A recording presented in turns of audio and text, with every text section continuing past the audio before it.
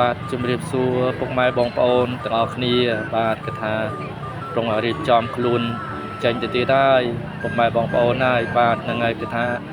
បលឹមបាត់ប្រឡប់ចូលបាទហ្នឹងហើយមួយថ្ងៃលឿនពុកម៉ែបងប្អូនហើយបាទហ្នឹងហើយសម្រាប់ខ្ញុំវិញអឺទៅម៉ោង6ព្រឹកអញ្ចឹងទៅម៉ោង7យប់បានចូលមកដល់ផ្ទះពុកម៉ែបងប្អូនបាទព្រោះអីចេញធ្វើការម៉ោង6ល្ងាចបាទចេញកន្លែងធ្វើការហួរទៅយកប្រពន្ធនៅឯផ្សារបាទមកបកពីផ្សារមកផ្ទះវិញគឺម៉ោង7ល្មមពុកម៉ែបងប្អូនបាទគឺមកដល់ផ្ទះហ្នឹងហើយបាទខ្ញុំថា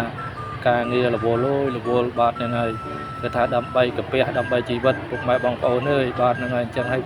ត្រូវតែតស៊ូបាទឥឡូវនេះកំពុងរៀបចំហើយបាទហ្នឹងហើយញាត្រាបាទទៅកន្លែងធ្វើការទាំងព្រឹកព្រលឹមហ្នឹងឯងពុកម៉ែបងប្អូនបាទហើយឥឡូវនេះចេញមកខាងក្រៅដើម្បីអីនៅចាំកូនប្រុសខ្ញុំបាទពួកអីខ្ញុំរៀបចំខ្លួនមុនគាត់បាទគាត់រៀបចំខ្លួនក្រោយខ្ញុំគាត់នៅចូលមួយទឹកមួយអីចឹងណាពុកម៉ែបងប្អូនវិជ្ជាលោកតាបាទហើយនេះក៏ដើរមកមើលនៅដើមកន្ទឹមនេះនិយាយថាដើមកន្ទឹមនេះពុកម៉ែបងប្អូនហើយបាទខ្ញុំដាំវាចូលថា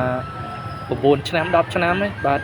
ហើយអត់ទាន់មានឃើញចេញផ្កាចេញផ្លែអីទេបាទហ្នឹងហើយហើយបើថារដូវខែប្រាំងវិញនៅតែដើមទេពុកម៉ែបងប្អូនហើយដើមឡើងលីងឆេញអញ្ចឹងតែអត់មានស្លឹកមានអីទេបាទចូលដល់ខែវស្សាត្រូវទឹកភ្លៀងមកសាប់លាស់ត្រួយលាស់អីឡើងខ្ចីបាទហ្នឹងហើយចំណែកខាងនេះវិញគឺដើមផ្កាឡៃហៀងបាទផ្កាឡៃហៀងពុកម៉ែបងប្អូនបាទអត់មានដើមទេតែវាដុះនៅតាមលបងផ្ទះយើងហ្នឹងបាទហើយផ្កាឡៃហៀងក៏ជាផ្កាមួយដែលយើងអាចយកទៅស្លធ្វើជាម្ហូបបានដែរពុកម៉ែបងប្អូនណាបាទជាពិសេសគឺយើងស្ងោរជាមួយនឹងសាច់ជ្រូកចិញ្ច្រាំពុកម៉ែបងប្អូនណាគឺឆ្ងាញ់ណាបាទហើយកន្លែងខាងនេះវិញគឺដើមសាវម៉ាវបាទផ្លែពុកម៉ែបងប្អូនបាទផ្លែសាវម៉ាវព្រៃបាទផ្លែសាវម៉ាវព្រៃតាមខ្ញុំដឹងហើយតាមខ្ញុំឮចាស់គាត់និយាយក៏ជាដើមជារុក្ខជាតិមួយដែលថាមានប្រយោជន៍បាទយើងអាចយកធ្វើជាឱសថបានពុកម៉ែបងប្អូនណាបាទដើមសាវម៉ាវបាទហ្នឹងហើយសម្រាប់ស្លឹកវាត្រួយវាពុកម៉ែបងប្អូនយើងអាចយកធ្វើជាលក់យើងស្រោសធ្វើជាលក់ហូបមួយទឹកគ្រឿងក៏បានឬមួយក៏យើងយកទៅស្លកកូរក៏បានត្រួយវាពុកម៉ែបងប្អូនយើងអាចធ្វើជាជ្រក់បាទបងប្អូនដែលហូប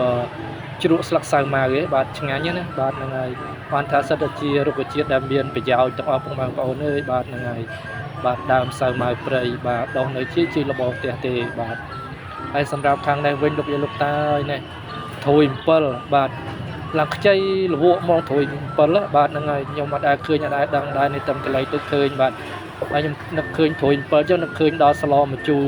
ថៃកញ្ចុះជាមួយក្អៅឈូកពុកម៉ែបងប្អូនពីវាឆ្ងាញ់ណាពុកម៉ែបងប្អូនហើយបាទនិយាយចឹងនឹកឃើញឃ្លានបាទចាំមើលថ្ងៃណាមួយទៅនេះចាំទិញថៃកញ្ចុះយកមកស្លម្ជូរត្រួយ7ជាមួយក្អៅឈូកហូបម្ដងបាទឥឡូវនេះវីដេអូរបស់ខ្ញុំគឺមានតែប៉ុណ្្នឹងទេពុកម៉ែបងប្អូនណាបាទដល់ម៉ោងជូនកូនទៅសាលាឲ្យខ្លួនឯងក៏ទៅធ្វើការដែរបាទអរគុណពុកម៉ែបងប្អូនជូនពរពុកម៉ែបងប្អូនមានសុខភាពល្អគ្រប់គ្នាអរគុណជម្រាបលាបាយបាយ